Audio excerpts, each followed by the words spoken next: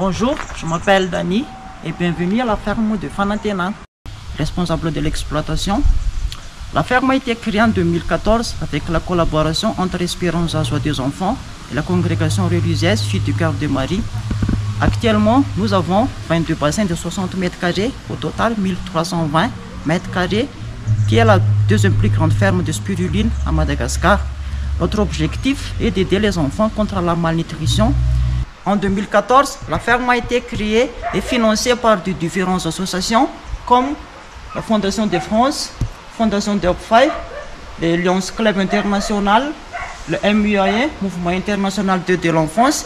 Et la dernière fois, c'est avec le partenariat de Star Madagascar Esperanza.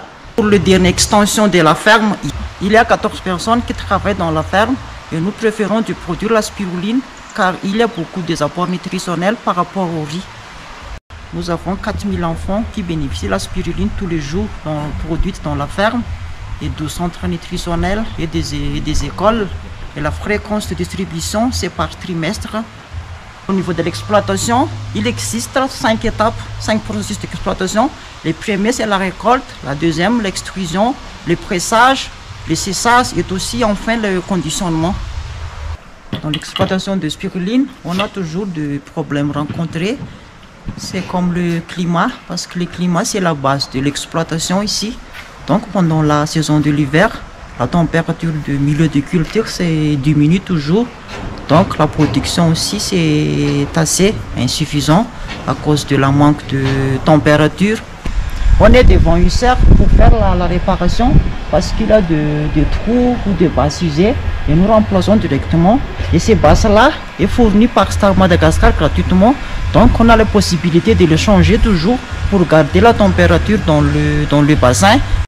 On met ici environ 1,5 kg de spiruline dans cet emballage-là pour faciliter le temps de pressage, le coulement d'eau. Après la récolte, on va passer à la deuxième étape de l'exploitation, le pressage.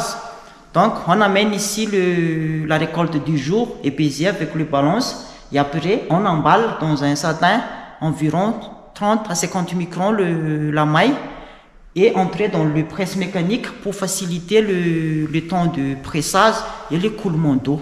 Là, ça dure environ 5 à 10 minutes. On utilise le tableau là pour afficher la production journalière et aussi pour aider chacun de savoir le rendement par bassin. Nous cherchons toujours des solutions pour augmenter la production les jours suivants. Pour les pressages, on va passer à la troisième étape de l'exploitation, l'extrusion, spaghetti. Les poussoirs là, avec de petits, il y a des trous là environ 2 mm de diamètre. On utilise ces poussoirs là pour extruder la spiruline produite dans la ferme. Donc là c'est la troisième étape de l'exploitation. Et voilà, on a le spaghetti de spiruline qui a la taille de 2 mm de diamètre. La quatrième étape de l'exploitation, le séchage, on a le four ici pour sécher la spiruline avec des températures entre 30 à 60 degrés, pas plus de 60 parce que ça détruit le nutritionnel dans la spiruline. Et la durée de séchage environ 8 à 10 heures. Nous commençons de sécher la spiruline à partir de midi jusqu'à 18h ou 20h plus tard. Et depuis 2014 que je travaille ici et mon rôle c'est de gérer l'exploitation comme le suivi de travail de personnel, les récoltants, les gardiens, le suivi de différents matériels utilisés ici.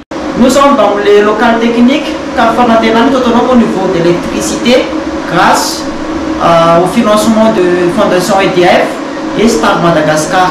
Je m'appelle Angéline, la responsable de comptabilité. Chaque mois, il y a des rapports à préparer et on paie son salaire chaque fin de mois.